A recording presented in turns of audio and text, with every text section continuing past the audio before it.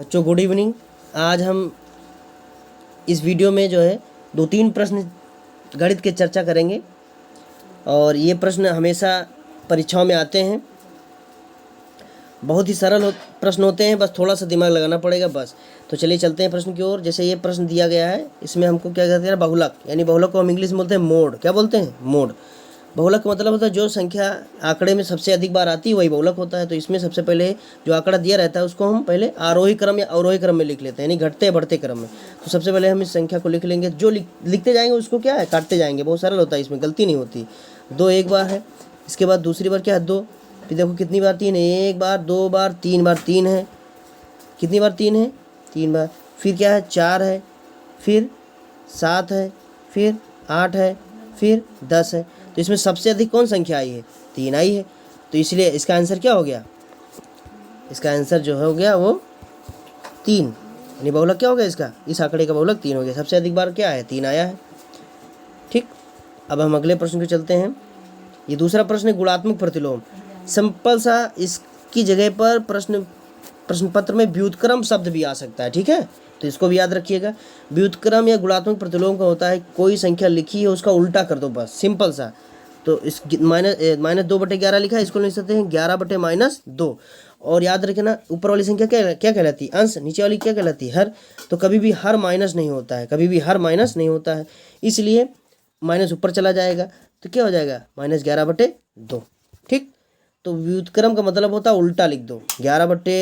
-2/11 लिखा तो 11/-2, तो माइनस होता नहीं है तो ऊपर माइनस भेज दो। तो इसका आंसर क्या हो जाएगा?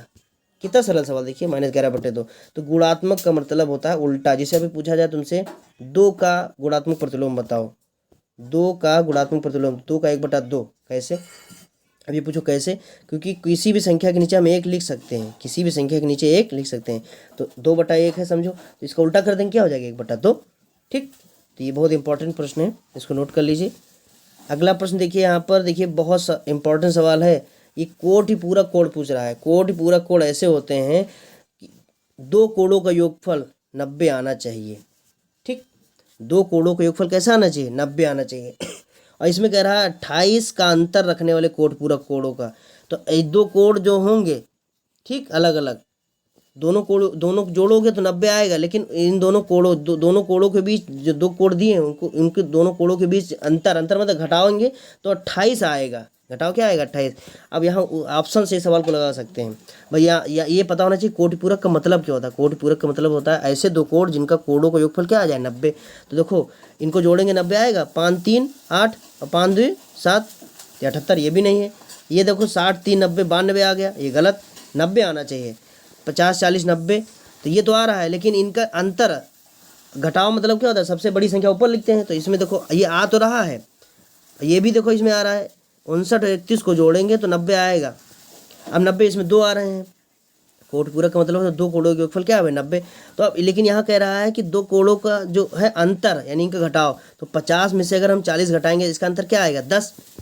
50 में से 40 घटाएंगे इसका अंतर क्या आएगा? अंतर मतलब घटाओ क्या आएगा? 50 में से 40 घटाएंगे क्या आएगा? 10 आएगा।